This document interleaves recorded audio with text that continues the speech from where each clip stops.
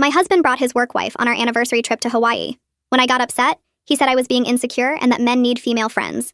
Now he's begging me not to sign the divorce papers. I was heading to the airport when my husband Jerry texted me, "I have a surprise. Hope you'll like it." I raced past the crowd of people at the entrance and spotted him at the check-in counter. But he wasn't alone. "Surprise! I invited Sasha," he said, gesturing to his 26-year-old coworker who stood there with 2 pink suitcases. The same woman who had him texting past midnight, sending hearts and selfies. She's never been to Hawaii and just went through such a rough breakup. "I knew you wouldn't mind." Sasha hugged me like we were best friends. "You're so lucky to have such a thoughtful husband," she said. "He used your miles to book my ticket so I could afford it." I stood there frozen while Jerry showed me the boarding passes. "Aisle seat for me." Sasha had the window and Jerry between us. "I know you like to sleep on planes anyway," he said to Sasha. She giggled a quick thank you. He handed over mine, then frowned when he saw my face. "Don't be weird about this," he whispered in my ear. "This is just corporate culture. Everyone treats their work wife this way." After checking in and dropping our bags off in the hotel lobby, Jerry suggested we grab a late lunch at the beachfront restaurant. The hostess smiled and said, "Party of 3, right? Your husband changed the reservation last month." I felt my chest tighten. Our anniversary lunch. He'd planned for 3 people a month ago. As if things couldn't get worse, the meal itself felt like torture.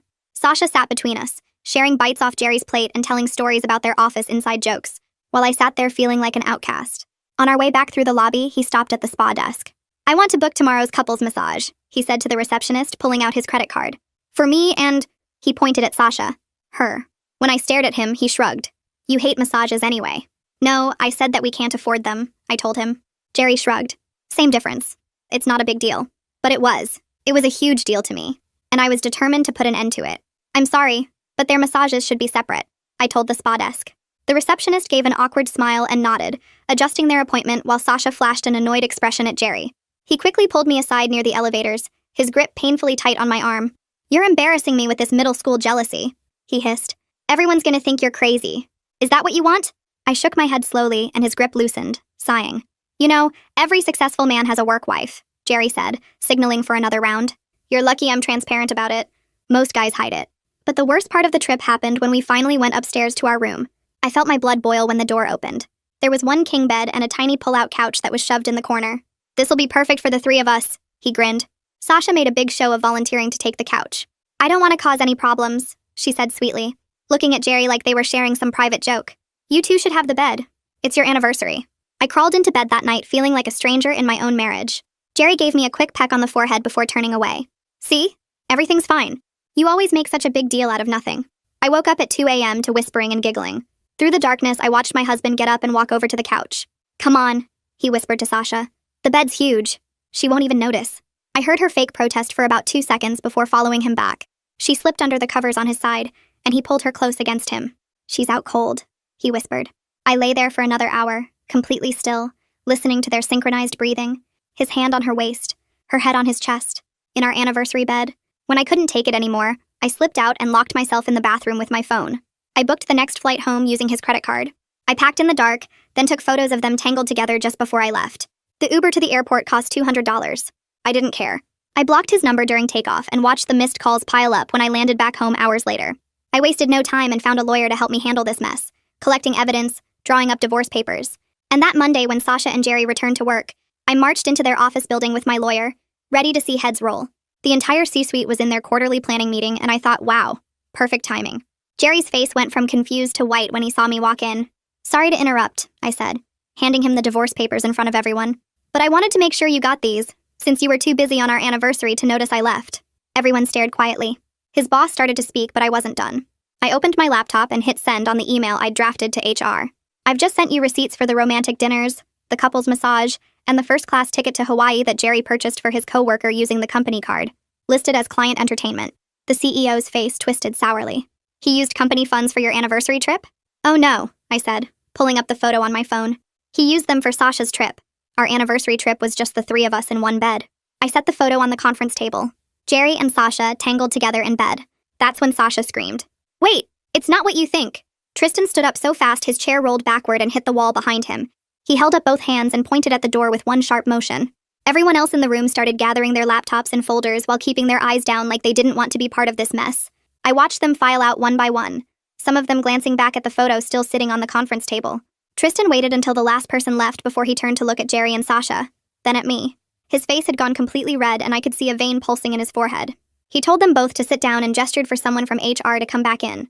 Jerry dropped into his chair and put his head in his hands, while Sasha kept standing there with tears running down her face. She kept saying it wasn't what it looked like, that we were all in the same room and nothing happened, that I was twisting an innocent situation into something dirty. I stood perfectly still near the doorway, watching Jerry's shoulders shake. His face cycled through so many expressions in just a few seconds.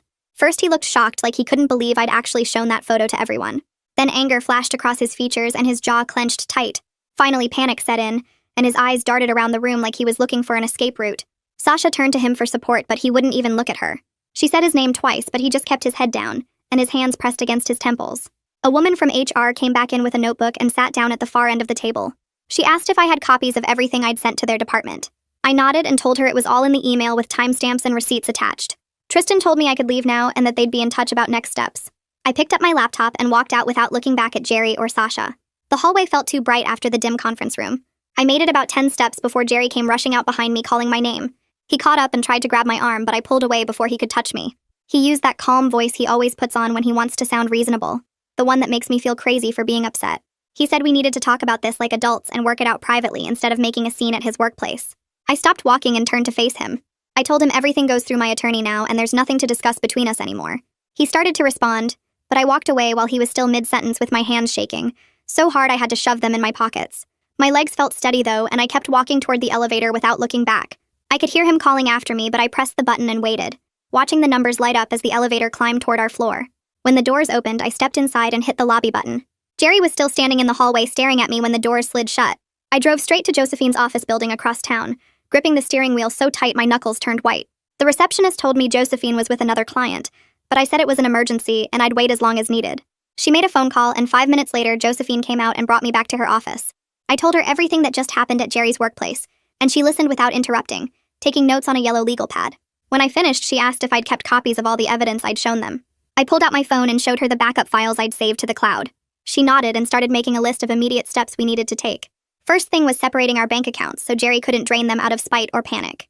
She walked me through how to open a new account in just my name and transfer half of everything from our joint savings and checking. Next, she told me to change all my passwords for email, social media, bank accounts, everything Jerry might know or guess. She said to start keeping a detailed log of every time Jerry tries to contact me, every call and text and visit, with dates and times and what was said. She pulled out a template spreadsheet and emailed it to me right there. I sat in her office for over an hour going through everything while she made phone calls and drafted documents. By late afternoon, I was back in my car checking my phone when an email came through from Ronan Gregory in HR. The subject line said, "Complaint Acknowledgement and Investigation Notice." I opened it sitting in Josephine's parking lot and read through the formal language. He confirmed they'd received my complaint and were opening an internal investigation into the company card usage and workplace conduct. The message was careful not to promise any specific outcomes or timeline.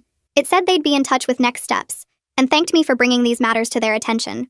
Reading it made the whole thing feel more real, like it wasn't just my word against Jerry's anymore. I forwarded the email to Josephine and then sat there for a few minutes trying to process everything that had happened since this morning. I drove to my friend's house where I'd been crashing since I got back from Hawaii. She wasn't home from work yet, so I let myself in with the spare key she'd given me. I opened my laptop at her kitchen table and logged into our joint bank accounts. My stomach dropped when I saw how much money we had tied up together. How many years of saving and planning were sitting there in accounts with both our names on them. I opened the spreadsheet template Josephine had sent me and started documenting everything. Every transaction from the past 6 months, every shared credit card, every bill that came out of our joint account automatically. I listed the house and both cars and the retirement accounts and the savings bonds his parents had given us for our wedding. I went through our credit card statements line by line, marking which charges were mine, which were his, which were shared household expenses. I spent 3 hours building this spreadsheet, my eyes burning from staring at the screen and my back aching from hunching over the laptop. Josephine had said I needed to understand the full picture before we could protect my interests. Now I could see exactly how tangled our financial lives had become and how much work it would take to separate everything. I barely slept that night on my friend's couch. Every time I closed my eyes, I saw Jerry's face in that conference room or heard Sasha's voice saying it wasn't what I thought. I gave up trying to sleep around 3 in the morning and pulled out my phone. I started making lists of everything I needed to do in the Notes app. Find my own apartment, something I could afford on just my salary. Focus on my own job and make sure this mess didn't affect my work performance. Build a support system that didn't include our mutual friends because I couldn't trust who would take his side. Get my own car insurance and health insurance. Change my emergency contacts and beneficiaries on everything. Update my address with the bank and credit cards once I found a place. The list kept growing and growing until it filled 3 full screens on my phone. But somehow writing it all down made it feel less overwhelming. The panic turned into a plan I could actually follow. Concrete steps instead of just fear and anger swirling around in my head. The next morning, I woke up to an email from Ronan asking me to come in for a formal interview. He said to bring any materials that supported my claims about the company card misuse. We scheduled it for Thursday afternoon, which gave me 2 days to organize everything. I spent most of Wednesday creating a timeline document with every receipt and screenshot arranged in order. The romantic beachfront dinner Jerry charged as client entertainment. The couple's massage booking for him and Sasha. The first-class ticket upgrade for her flight. I added the photo with the timestamp showing it was taken at 2 a.m. in our hotel room. I included screenshots of text messages between Jerry and Sasha with hearts and inside jokes. I put together a packet that told the whole story in documents that couldn't be argued with or explained away. Jerry started texting me from a number I didn't recognize on Wednesday night. The messages came in one after another, each one swinging between apologizing and accusing me. He said I'd humiliated him in front of his entire executive team and destroyed his reputation over nothing. He said I was overreacting to a simple misunderstanding and making it into something it wasn't. He said Sasha was just a friend and I was being jealous and crazy. Then the next message would say he was sorry and he never meant to hurt me. And could we please just talk? I took screenshots of every single message and forwarded them to Josephine without responding to any of them. She'd told me that engagement only gives him power, and the best thing I could do was document everything and stay silent.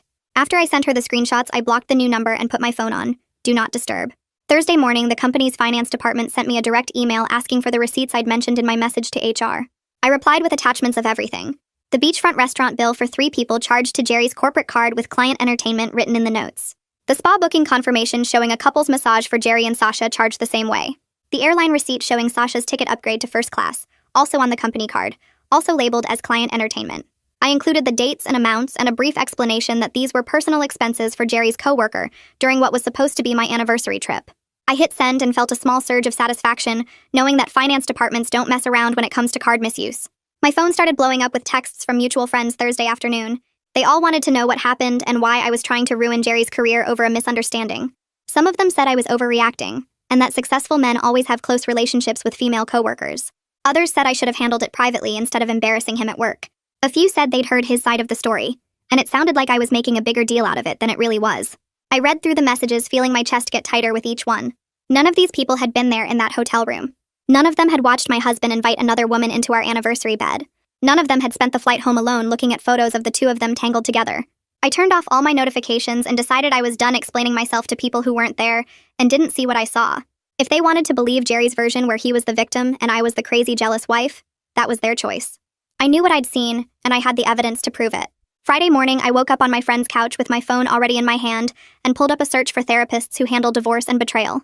I scrolled through profiles for 20 minutes before finding Janelle Pittman, whose bio mentioned specializing in relationship trauma and helping people rebuild after major life changes.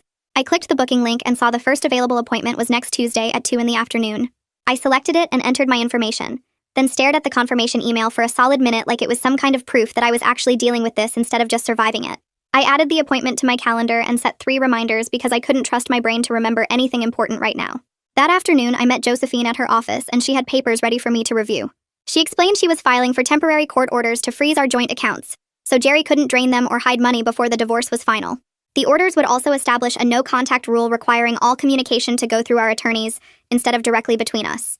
She told me Jerry had already tried showing up at my temporary housing once, and these orders would give me legal protection if he violated them again. I signed everything she put in front of me and watched her make copies for the court filing. She said the judge would likely approve them within a week, and that gave me something concrete to hold on to. Back at my friend's place, I opened my laptop and started creating folders for all the evidence I needed to organize. I made one for photos, one for receipts, one for text messages, one for emails, and one for the credit card statements showing every charge Jerry made on the company card. I spent the rest of Friday and all of Saturday going through everything methodically, downloading files and sorting them by date and category. Every time I looked at the photos from Hawaii or read through the text exchanges, I felt my chest get tight and my hands start shaking, but I forced myself to keep going because this documentation was the only power I had. I created a detailed timeline showing when Jerry changed the restaurant reservation, when he booked the couple's massage, when he used the company card for Sasha's ticket, and when I took the photos of them in bed together. By Sunday afternoon, I had a complete packet ready for both HR and the compliance department, organized so clearly that anyone could follow exactly what happened and when. Wednesday evening, I was sitting at the kitchen table working on my laptop when I heard knocking at the front door. I looked up and saw Jerry through the window, standing on the porch and calling my name. He said we needed to talk face-to-face like reasonable adults, and work this out without lawyers getting in the way. I grabbed my phone and started recording video of him from where I sat, capturing his voice and his presence at the door. I didn't respond or move toward the door at all, just kept filming while he knocked and called out for another 5 minutes. After he finally left, I immediately texted Josephine and sent her the video file, explaining what happened and what time it occurred. She responded within 10 minutes saying this was a clear violation, and she would add it to our documentation for the court. Late that night, after my friend went to bed, I opened a blank document on my laptop and started writing about everything that happened. I wasn't planning to share it with anyone or post it online. I just needed to get my thoughts organized and clear in my own mind. I wrote about the airport, the hotel room, waking up at 2 in the morning and serving the divorce papers in the conference room. I wrote down a new rule for myself in bold letters at the bottom of the page. No defending my choices to people who weren't there. No explaining what I saw or felt to anyone except through proper legal channels. Just facts and evidence and letting the documentation speak for itself. Thursday morning, I drove to the office building where Jerry worked and met Ronan in a windowless conference room on the 3rd floor. A compliance officer sat next to him with a laptop open and ready to take notes on everything I said. They asked me to walk through the entire Hawaii trip from the beginning, and I stuck to specific facts and timeline details without adding emotional commentary or crying, even though my throat felt tight the whole time. Ronan asked detailed questions about when Jerry first mentioned having a work wife, when I noticed the restaurant reservation had been changed to 3 people, and the exact wording Jerry used when booking the couple's massage for himself and Sasha. I answered each question directly, and watched the compliance officer type everything into her laptop. They asked about every single charge on the company card, and I provided the dates, amounts, and the descriptions Jerry had entered for each one. The interview lasted almost 2 hours, and by the end my hands were cramped from gripping the edge of my chair. That afternoon, Ronan sent me an email asking me to provide the original photo files with full metadata intact and copies of the credit card statements showing each charge. I logged into my cloud storage and downloaded everything to a folder, then uploaded the files to the secure portal link he provided. The progress bar moved slowly as the photos and documents transferred, and I sat there watching it climb to 100%, while feeling completely exposed, but also determined to see this through the right way. Friday morning, Josephine called to tell me that Sebastian Page, Jerry's attorney, had filed a motion claiming I was causing reputational harm by making private marital issues public in his workplace. She said not to worry because she was already preparing a detailed response explaining that company card fraud and workplace boundary violations were legitimate compliance concerns, not private marital disputes. She told me the motion was a standard defensive tactic and the judge would see right through it. Tuesday afternoon, I drove to Janelle's office for my first therapy session and sat in a chair across from her while she asked me about what brought me in. I told her about Hawaii and the conference room and everything that happened since, and she listened without interrupting or looking shocked. She taught me some grounding techniques for when I felt my anxiety spike, like focusing on 5 things I could see and 4 things I could touch. We talked about the gaslighting patterns in Jerry's behavior over the past year, how he'd been slowly convincing me that my reactions were crazy when they were actually normal responses to real violations. She said my reaction wasn't excessive or unreasonable, that anyone would find what happened devastating and my choice to leave was completely valid. I left her office feeling raw but also lighter, like someone had finally confirmed that I wasn't making this bigger than it needed to be. That evening, while going through old message threads for the legal file, I found texts from late at night where Sasha mocked me to Jerry. She called me uptight and boring, said I didn't understand modern workplace culture, and that successful people had different relationship rules. She joked about me being jealous and said Jerry deserved someone who appreciated him properly. I read through the messages twice to make sure I understood them correctly, then forwarded the entire thread to both Josephine and Ronan with a brief note explaining when these were sent. This wasn't just about the company card anymore. This was evidence that both of them knew exactly what they were doing and thought it was funny that I didn't catch on sooner. Thursday morning, my phone rang with Ronan's number and I picked up immediately. He told me that Sasha filed a formal counter-complaint claiming I created a hostile work environment by publicly exposing her relationship with Jerry in front of senior leadership. I felt my gut twist but stayed quiet while he explained the process. He said this was a standard defensive move, that HR sees it all the time when someone gets caught violating policy. Josephine called me back within 20 minutes after I texted her about the counter-complaint, and she sounded completely calm. She explained that Sasha's complaint wouldn't hold up because my actions were reporting legitimate financial misconduct, not targeting her personally. The company card misuse was real, documented, and my business to report since Jerry used marital assets and company resources. She told me not to worry, that this was exactly the kind of predictable response she expected from someone trying to shift blame. Over the next week, Josephine worked on crafting detailed responses that clearly separated my personal divorce issues from the workplace policy violations Jerry committed. She showed me drafts where she outlined how the company card fraud was a compliance matter, not a marital dispute, and how my report to HR followed proper channels for financial misconduct. She explained that keeping these 2 lanes completely separate protected me from looking vindictive, while still holding the company accountable for real violations. I read through her responses 3 times, noting how carefully she worded everything to focus on facts and policy, rather than emotions or revenge. The following Tuesday, we went to court for the temporary orders hearing. I sat in the hallway outside the courtroom for 40 minutes watching other cases get called while my hands shook in my lap. When our turn came, I followed Josephine into the courtroom and sat at the table while she presented our requests for mutual restraining orders and temporary spousal support. Jerry's attorney argued that I was being unreasonable and vindictive, that Jerry needed access to marital funds for his own legal fees and living expenses. The judge listened to both sides without much expression, then granted mutual restraining orders prohibiting either of us from contacting each other except through attorneys. She set temporary spousal support at $800 a month, which was way less than I'd hoped for, but enough to help with basic expenses. Josephine whispered that this was actually pretty standard for temporary orders, and we could push for more in the final settlement. I left the courthouse feeling like I had some protection and breathing room, even if it wasn't everything I wanted. That afternoon, I met with a realtor to start apartment hunting. I gave her my budget based on my own income plus the temporary support, and she pulled up listings that were way smaller and less nice than the house Jerry and I shared. We drove around looking at one-bedroom apartments in safe neighborhoods, and I kept adjusting my expectations downward with each place. The third apartment had stained carpet and a tiny kitchen, but the building was secure and the rent fit my budget. I focused on finding something safe and affordable rather than trying to match what I was leaving behind. The realtor seemed to understand without me having to explain why I was doing this alone. 3 weeks after the conference room confrontation, Ronan called again to tell me that Jerry had been placed on paid administrative leave while they completed their investigation. I asked what that meant, and he explained that Jerry would stay home with full pay until HR and compliance finished reviewing all the evidence and interviewing relevant people. It felt like partial validation, proof that the company was taking this seriously, but I knew paid leave wasn't the same as being fired. Ronan couldn't promise what the final outcome would be, said the investigation could take another few weeks. I thanked him and hung up feeling like this was progress but not victory. A formal letter arrived from Sebastian the next Monday, printed on expensive letterhead and carefully worded by lawyers. The letter expressed regret for any distress caused to me during this difficult time, acknowledged that mistakes were made in judgment, and hoped we could move forward professionally. I read it twice looking for any actual admission of wrongdoing but found none. It was pure legal language designed to sound apologetic, without admitting anything that could be used in court. I forwarded it to Josephine without responding directly, following her advice that any personal communication with Jerry or his attorney could be twisted and used against me later. She replied within an hour saying this was exactly what she expected and to ignore it. Friday morning, I got an alert from my bank app showing several large transfers from our joint savings account. I opened the app and saw that Jerry had moved $12,000 out the day before the temporary orders took effect. I called Josephine immediately, and she told me to screenshot everything and send it to her right away. She said she would file an emergency motion to freeze the remaining funds and force Jerry to account for where the money went. I sat on my friend's couch staring at the transactions, feeling the betrayal cut even deeper, knowing he'd been planning his exit strategy while pretending to be reasonable. He'd taken that money knowing the court was about to restrict access, which meant he'd been thinking several steps ahead while I was just trying to survive.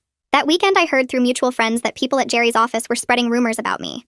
They said I was a vindictive ex trying to destroy him over a midlife crisis, that I couldn't handle him having female friends at work, that I made everything public because I wanted attention. The rumors hurt more than I expected, knowing people were talking about me without knowing what really happened. But I refused to defend myself on social media or through the gossip chain. I trusted that the evidence would speak louder than workplace speculation, that HR had the receipts and photos and would make their own judgment.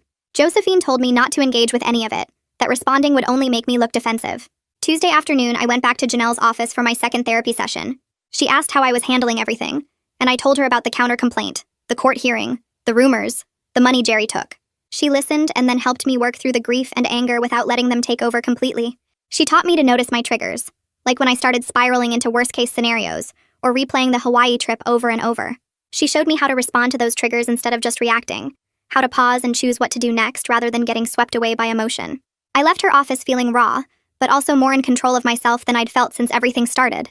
Wednesday morning, I went back to the realtor and told her I wanted to put in an application for the apartment with the stained carpet. She walked me through the paperwork and I paid the deposit with money from my separate checking account, the one Jerry never had access to. Signing that lease felt bittersweet, like I was claiming my independence, but also admitting that the life I thought I was building with Jerry was completely over. The apartment represented starting fresh, but it also meant accepting that I was doing this alone. I took the keys and scheduled the move-in date for 2 weeks out, giving myself time to coordinate everything else that still needed handling. Thursday morning, I got the email from Ronan with an attachment labeled Preliminary Compliance Review. My hands shook as I opened the PDF and scanned through the formal language until I found the numbers. $8,342 in personal charges on Jerry's company card over 6 months. The report listed every dinner, every spa booking, every upgrade and gift charged as client entertainment when there was no client involved. Ronan called me an hour later and walked me through what happens next. The company would require full reimbursement within 90 days, and Jerry would face disciplinary action, but Ronan couldn't promise termination, because this was technically a first offense. I felt the disappointment settle in my chest, but I thanked him anyway, knowing this was more than nothing even if it wasn't everything. That afternoon, Josephine forwarded me an email from Sebastian proposing mediation instead of going to trial. He wrote that a court battle would drain both our bank accounts and drag this out for over a year, suggesting we try to reach a settlement through a neutral mediator. Josephine asked what I wanted to do, and I told her I'd agree, but only with strict rules. Everything goes through attorneys, no direct contact with Jerry allowed, and I can walk away the second he tries to manipulate or gaslight me. She drafted a response laying out my conditions, and Sebastian accepted them within 2 hours. The first mediation session happened the following Tuesday, in a bland office building with beige walls and uncomfortable chairs. The mediator was a woman in her 50s who explained the ground rules while Jerry sat across from me looking tired and older than I remembered. He started with an apology that blamed everything on work stress and the pressure of his position, saying he made poor choices but never meant to hurt me. When I didn't respond, he tried again, suggesting we could attend couples therapy to work through our communication issues and maybe save the marriage. I looked at the mediator and told her clearly that I'm not interested in couples therapy or saving anything. The mediator wrote something down and moved us to discussing asset division, but Jerry kept circling back to his apology like it should fix everything. I left that session feeling exhausted and frustrated, knowing this was going to take longer than I hoped. 2 days later, Ronan called with an update about Sasha. She was moved to a different department with no direct reporting relationship to Jerry, but the company decided not to terminate her employment. I felt my jaw clench hearing that she basically got away with everything while I'm the one rebuilding my entire life. Josephine reminded me during our call that my goal is protecting myself and moving forward, not making sure everyone involved gets punished the way I think they deserve. That weekend, I noticed Jerry posting on social media about being targeted and misunderstood. Vague messages that didn't name me but clearly painted himself as the victim. Several mutual friends liked and commented with supportive messages, asking if he was okay and saying they were there for him. I blocked 3 people who engaged with his posts and started going through my friend list, removing anyone who wanted gossip more than they wanted to actually support me. My real friends already knew what happened and didn't need Jerry's version to decide whose side they were on. Monday afternoon, I coordinated with a friend and called the non-emergency police line to arrange an escort while I retrieved my belongings from the house. The officer who showed up was professional and patient, waiting while I went through each room making a list of what I was taking. I documented everything with photos and left all of Jerry's things exactly where they were, not touching his desk or his closet or any of the items that were clearly his. The whole process felt humiliating, needing a police officer there to prevent my own husband from causing a scene, but I was grateful he stayed by the door the entire time. Jerry never showed up, probably warned by Sebastian to stay away, and I loaded everything into my friend's truck without incident. The second mediation session 2 weeks later went worse than the first.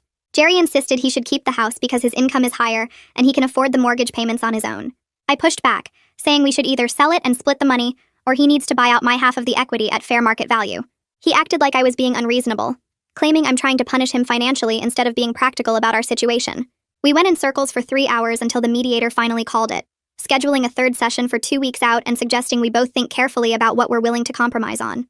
I left feeling angry and stuck, knowing Jerry was going to drag this out as long as possible.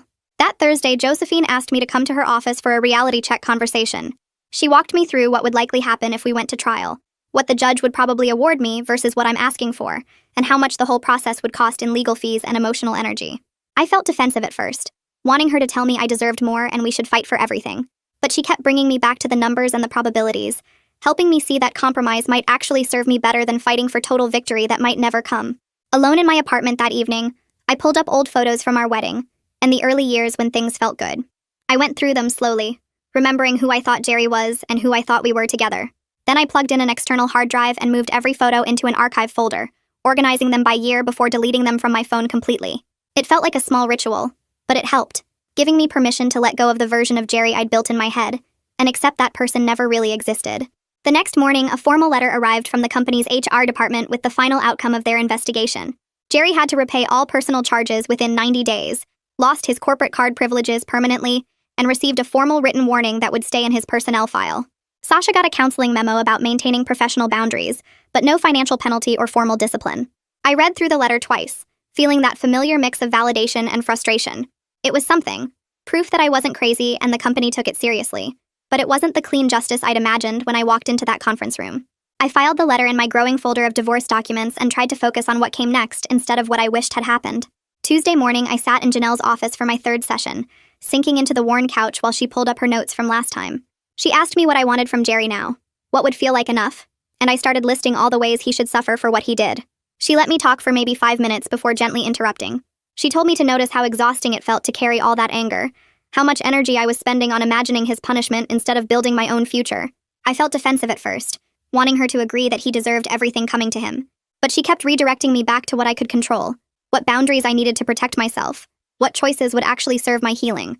She explained that his consequences were his to carry, that whether he learned anything or changed at all wasn't my responsibility anymore. I left that session feeling lighter somehow, like I'd been given permission to stop tracking his suffering as proof of my worth. The realization settled in slowly over the next few days. My healing didn't depend on him hurting enough. Friday afternoon, my phone buzzed with a text from Michelle, a friend from our old neighborhood who still talked to both of us. She said Jerry wanted to know if we could discuss the house directly, instead of through lawyers, that it would save us both money and time. I felt that familiar irritation rise up, recognizing his manipulation even through a third party. I took a screenshot of the message and forwarded it to Josephine with a brief note explaining the context. She responded within an hour saying she'd handle it and reminding me not to engage with any indirect contact attempts. I felt proud of myself for documenting instead of responding, for maintaining the boundary even when he tried to work around it. Monday morning brought a formal notice from the court setting a trial date 4 months out if we couldn't reach a settlement agreement. I stared at the date circled on the paperwork, feeling exhaustion wash over me at the thought of 4 more months of this dragging on. The idea of sitting in a courtroom while lawyers argued over every dish and photo album made me want to cry. I called Josephine and told her I wanted to keep trying mediation, that I needed this finished more than I needed to punish Jerry in front of a judge. She agreed it was the smart choice and scheduled our 3rd mediation session for the following week. That evening, I sat at my friend's kitchen table with my laptop open, looking at the spreadsheet I'd been maintaining of every charge Jerry made, every small reimbursement he owed me, every petty detail I'd been tracking for weeks. I realized I was spending hours on things that would maybe net me a few $100s while the real assets sat there waiting to be divided. I made a choice right then to let go of the scorekeeping, to stop tracking the $15 he owed me for takeout, or the $23 for gas. I deleted half the spreadsheet and reorganized what remained around the house equity, retirement accounts, and spousal support terms that would actually impact my future. Letting go of those petty details felt like releasing weight I didn't know I was carrying. The 3rd mediation session happened on a gray Thursday morning in a conference room that smelled like burnt coffee. Josephine and Sebastian went back and forth for 3 hours, while Jerry and I sat at opposite ends of the table avoiding eye contact. Around noon, Sebastian proposed that Jerry would pay 40% of my legal fees and buy out my share of the furniture at fair market value based on recent comparable sales. Josephine countered at 60% of legal fees, and I watched them negotiate down to 50%, which felt fair enough given the circumstances. Jerry agreed to the furniture buyout if I provided receipts for the original purchase prices. These small wins added up to something that felt like actual progress, like we might finish this without destroying each other completely. 2 days later, an email arrived from the company's HR system with Sasha's name in the sender field, but clearly drafted by their legal team. The message acknowledged her role in violating workplace boundaries and expressed regret for any discomfort her actions caused. Every word was carefully chosen to avoid admitting liability or giving me ammunition for any future claims. I read it twice, recognizing it as corporate damage control rather than genuine remorse. I clicked the formal acknowledgement button in the HR system without writing a personal response, understanding that this was the most I would get from her. Saturday afternoon, I finished moving the last boxes into my new apartment, a modest 1-bedroom in a quiet building 20 minutes from work. My friend helped me carry the couch up 3 flights of stairs and then left me alone to unpack. I sat on the floor surrounded by boxes as the sun went down, feeling the weight of both loneliness and freedom settle into my chest. This wasn't the life I'd planned when I married Jerry, wasn't the future I'd imagined when we bought that house together. But it was mine, bought with my own choices and protected by boundaries I was learning to maintain. The 4th mediation session stretched over 6 hours with only brief breaks for bathroom trips and stale sandwiches from the building cafeteria. We worked through the division of retirement accounts with Josephine and Sebastian trading proposals about percentage splits and rollover timelines. The spousal support discussion took another 2 hours, with Jerry's attorney arguing for minimal duration, while Josephine pushed for enough time for me to get stable. We settled on 18 months of modest monthly payments that would cover the gap between my income and my new expenses. By late afternoon, we had a nearly complete term sheet covering every major asset and debt, with only a few minor details left to resolve. I left feeling cautiously optimistic that we could actually finish this without going to trial. The final settlement negotiations happened over email and phone calls during the following week, with our attorneys trading marked-up versions of the agreement. Jerry would keep the house in exchange for paying me a lump sum for my equity based on the current appraisal. The amount was less than I'd hoped for, but more than I'd feared, enough to cover my apartment expenses for a year while I rebuilt my savings. The spousal support terms stayed at 18 months, which wasn't forever but gave me breathing room. It wasn't perfect, but it was fair enough. And when Josephine sent me the final version to review, I read through it 3 times before signing my name at the bottom. I felt relief mixed with grief for what I was officially ending, for the marriage I'd thought we had, and the future I'd believed we were building. The court clerk called the following Tuesday to confirm they'd received our settlement agreement, and both attorneys had submitted the required paperwork. She explained that the judge would review everything within 2 weeks, and then issue the final divorce decree pending our signatures and a 30-day waiting period. I marked the date on my calendar, counting down to when this would be legally finished, when I could stop being Jerry's wife and start being just myself. A few weeks later, an email landed in my inbox from Jerry's company with the subject line, "Updated Corporate Policies." I opened it out of curiosity, and found myself reading through new rules about corporate card usage, expense documentation requirements, and mandatory disclosure forms for workplace relationships. The language was carefully written to sound general, but I recognized specific phrases that came directly from my situation. Employees could no longer charge personal travel for non-employees to company cards, even with plans to reimburse later. Romantic or close personal relationships with coworkers had to be disclosed to HR within 30 days. Couples massages and intimate dinners required manager approval and couldn't be labeled as client entertainment.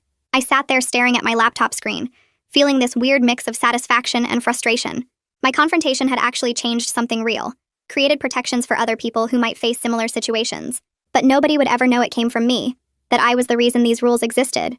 The policy update didn't mention names or specific incidents, just presented the changes as part of regular compliance reviews. I forwarded the email to Josephine with a short message asking if she'd seen it. She replied within an hour saying this was exactly the kind of institutional change that mattered more than individual punishment, even if it felt invisible.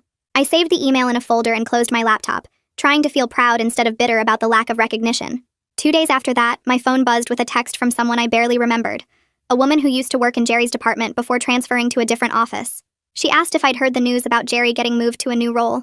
I typed back asking what she meant, and she sent 3 paragraphs of detailed gossip about how he was quietly reassigned to a position with way less client contact and almost no travel privileges.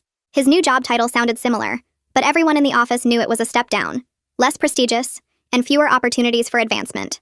The woman said people were whispering about why it happened, but nobody had official answers, just rumors about policy violations and HR investigations. I read through her messages twice, processing the information. Jerry's career had taken a real hit, but he wasn't fired or publicly disgraced. He still had his job, still made good money, just with reduced status and fewer perks. It matched exactly what Josephine had predicted months ago when I was pushing for him to be terminated. She'd told me that companies rarely fire executives over first-time policy violations, especially when the person agrees to repay money and accept consequences. I thanked the woman for the update and didn't ask for more details, realizing I didn't actually want to know every small piece of Jerry's professional downfall. That same week, I heard through another former connection that Sasha had left the company entirely. The person who told me wasn't sure if she resigned on her own or was pushed out during the policy changes, but either way, she was gone within 3 weeks of the new rules taking effect. I waited for some big emotional reaction to hit me, anger or satisfaction or vindication. Instead, I felt mostly nothing, just a distant awareness that she was dealing with her own consequences somewhere else. I'd moved past the anger phase into something more focused on my own rebuilding, and Sasha's departure felt like old news from a chapter I was already closing. My 6th therapy session with Janelle happened on a Thursday afternoon, and we spent the whole hour on practical planning instead of emotional processing.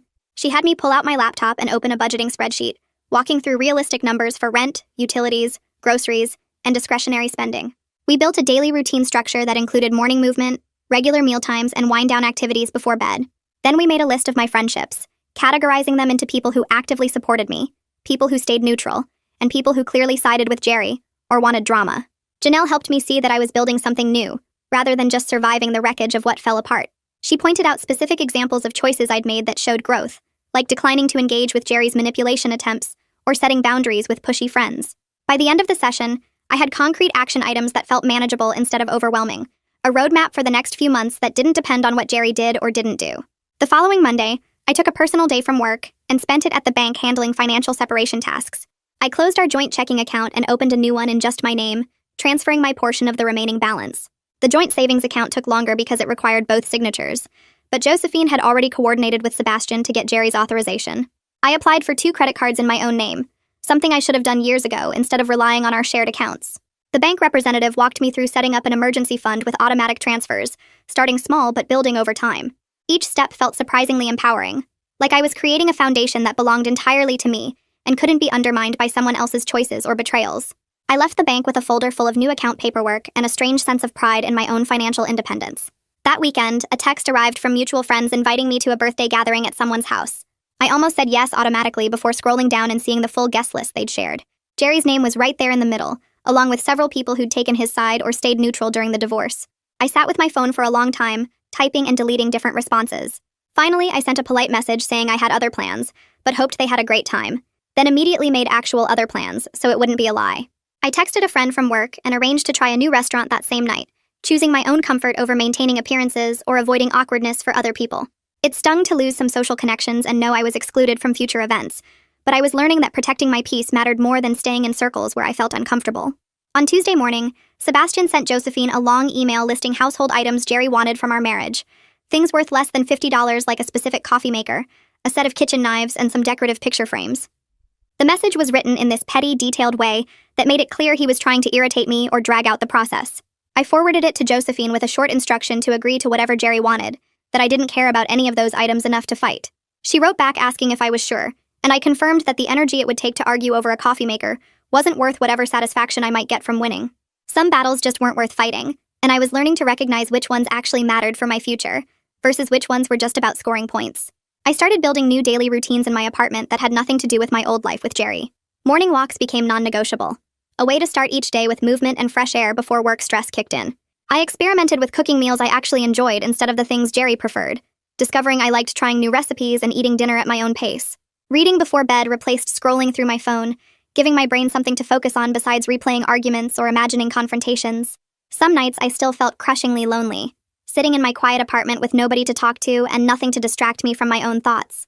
But I was learning to sit with the loneliness instead of running from it or trying to fill it with someone else, recognizing it as part of healing rather than something to avoid. Janelle had taught me that discomfort didn't mean I was doing something wrong.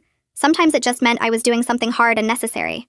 3 weeks into my new routines, my car started making a weird grinding noise that got worse every time I drove. I took it to a mechanic who gave me the bad news that I needed brake work and a transmission service, repairs that would cost almost $800. The bill strained my carefully planned budget and meant I'd have to cut back on discretionary spending for the next month, maybe skip the gym membership renewal, or eat more meals at home. My first instinct was to call Jerry and ask him to cover half since the car problem started while we were still married. Instead, I approved the repairs, adjusted my budget spreadsheet, and figured out which expenses I could reduce to make it work. The self-reliance felt hard-won and precious, proof that I could solve my own problems without depending on someone who'd proven unreliable. I paid the mechanic with my own credit card and drove home feeling capable in a way I hadn't felt in years. Late one night when I couldn't sleep, I opened my laptop and started writing a long email to Jerry. I typed out everything I wished I could say about the betrayal, about the lies and manipulation, about how he'd made me feel crazy for noticing what was right in front of me. The words poured out for almost an hour, pages of hurt and anger and disappointment that I'd been holding back through all the legal proceedings and mediation sessions. When I finished, I read through the whole thing 3 times, editing and adding details, making sure every point was clear. Then I closed the draft without sending it and went back to bed, leaving it sitting in my email folder.